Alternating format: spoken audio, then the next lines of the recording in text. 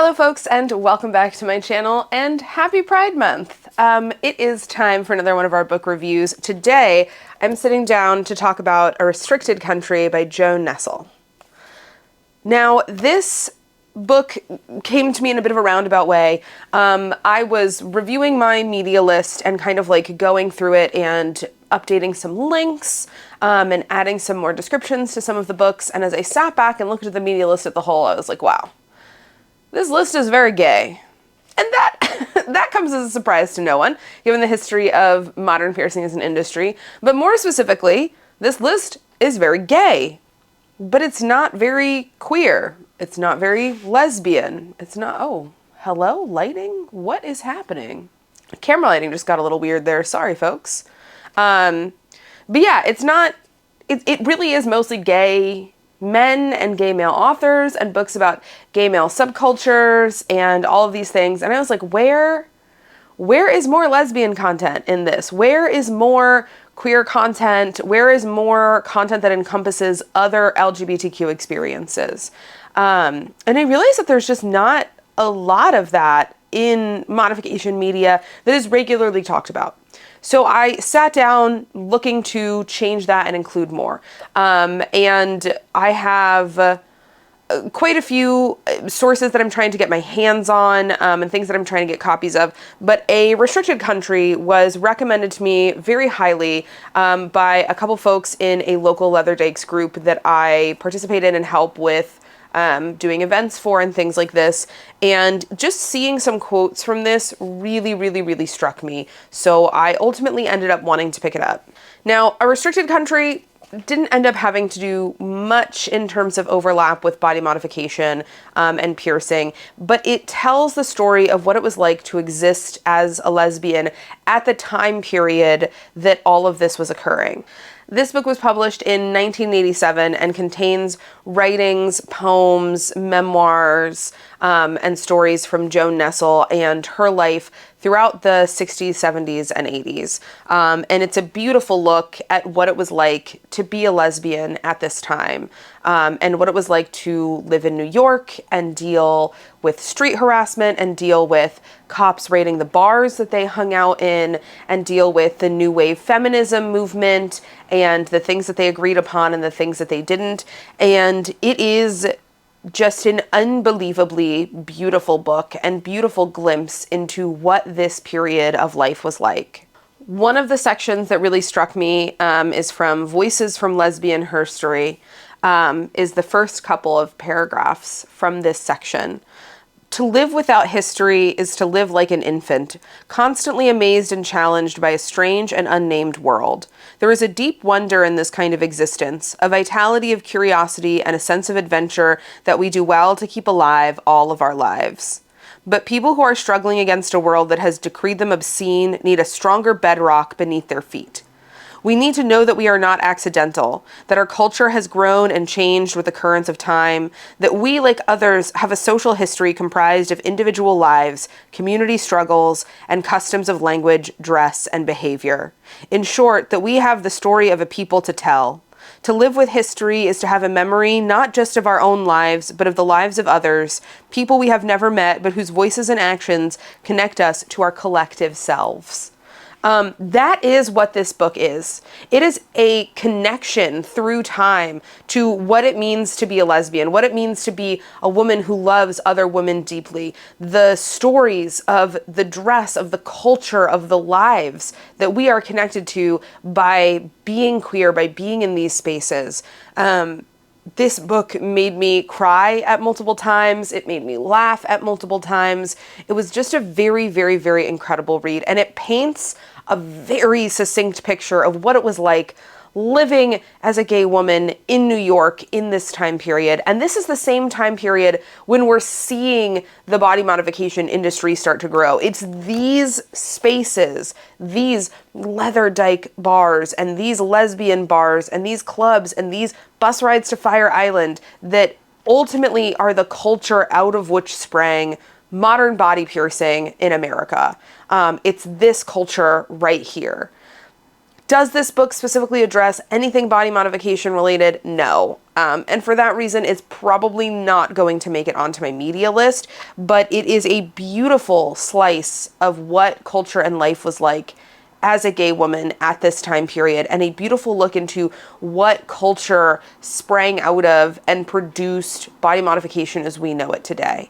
And why I'm glad that I started here first is that a lot of the work and books that I'm looking for to expand my media list to have more lesbian and queer perspectives, I'm looking into a lot of stuff with Raylan Galena, who was an incredibly, incredibly talented piercer, scarification artist, and beautiful, powerful lesbian. And she is often a footnote in body modification history, which is very unfortunate because she was such a huge part of what piercing and body modification was in the 80s and 90s. And she doesn't get the flowers she deserves, I think, even today. I'm currently looking at getting my hands on a couple different issues of On Our Backs that have some really good interviews and publications from Raylan.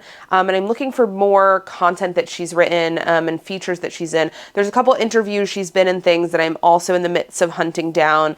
But this contextualizes her presence in body modification and the world that she sprang out of, because we can see a really concise difference in Raylan's approach to piercing and body modification than either Jim or Fakir's, who were coming up at the same time, but coming up out of that gay male subculture.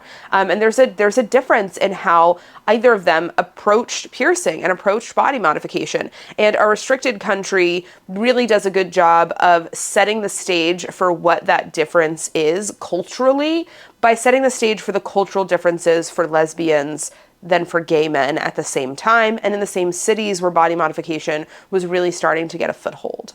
What struck me with this, and why I still wanted to film a review of this, especially this month for Pride Month, are some quotes from her section, Some Understandings. We must stand together, realizing the complexity of our histories, both personal and social, choosing when we can tolerate each other's company and when we cannot. We must never pretend to be experts on each other's lives, never belittle the deep differences that do exist, or pretend that we do not see the places of exposed pain.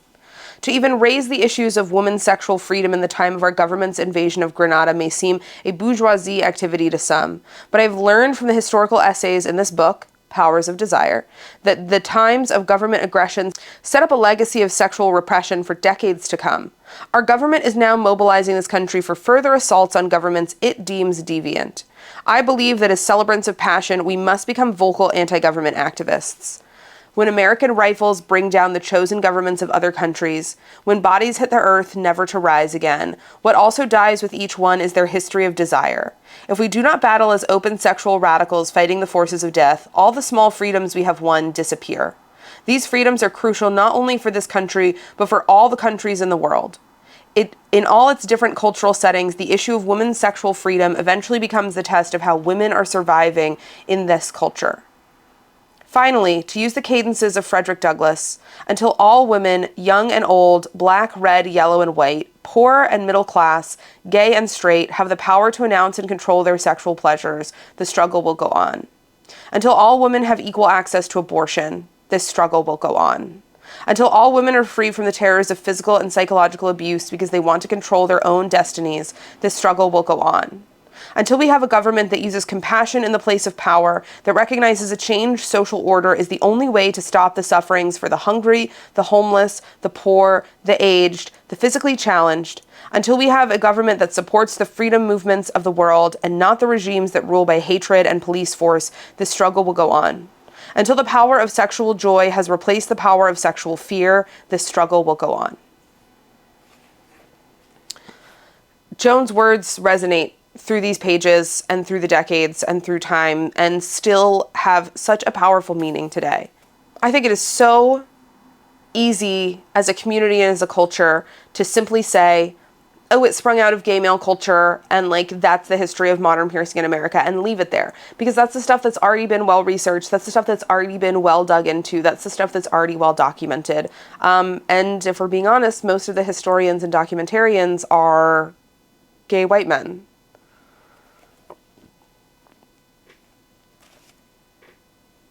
It's just the truth. I want to dive into different histories. I want to look at perspectives that have not been spoken about enough in body piercing and in body modification.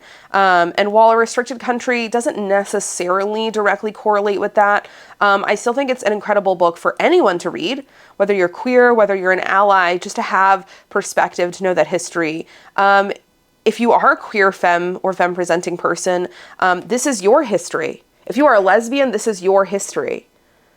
If you are a trans man, this is your history. And that, I think, is incredibly important to connect with and know and hold in your hand. And it also paints a picture of a cultural time that is foundational to what body modification would eventually become. This is a great read. I recommend it highly. Is it going to go on the body modification media list? Probably not. It may end up on there if I can backlink this to some other literature, probably about Raylin or similar voices at the time. But it was an incredible read that I still highly, highly recommend. I couldn't think of something better to feature here for Pride Month. And I'm very excited to get my hands on a couple of the pieces that I'm currently trying to source and hopefully be able to share more diverse perspectives outside of the gay male perspective that has really dominated the narrative about the history of body piercing in America for the last many, many years. If anyone has any recommendations, if anyone has any resources, if you know anyone, if you stumble across anything in your own journeys, let me know. Shoot me a message, leave me a comment on this video, send me an email. I'm really excited to find more. I know in my bones there's more out there. Someone out there has something perfect just sitting in storage in a garage or in an attic or somewhere forgotten. Someone's mother or grandmother or aunt or uncle I feel it in my bones, and I'm very determined to hunt it down and start including more voices in the narrative history that is modern body modification in North America, in the United States. And I think it's really important to do so and to share those stories in different perspectives. So this is the first of my journey down this pipeline, and I look forward to hopefully bringing you some more lesbian, trans, queer related body mod history work as I continue to delve into finding more voices to uplift on this topic. All right, folks, thanks so much for sitting down and hanging out. I hope you have a wonderful rest of your day, and I can't wait to sit down and talk with y'all again next week. Bye.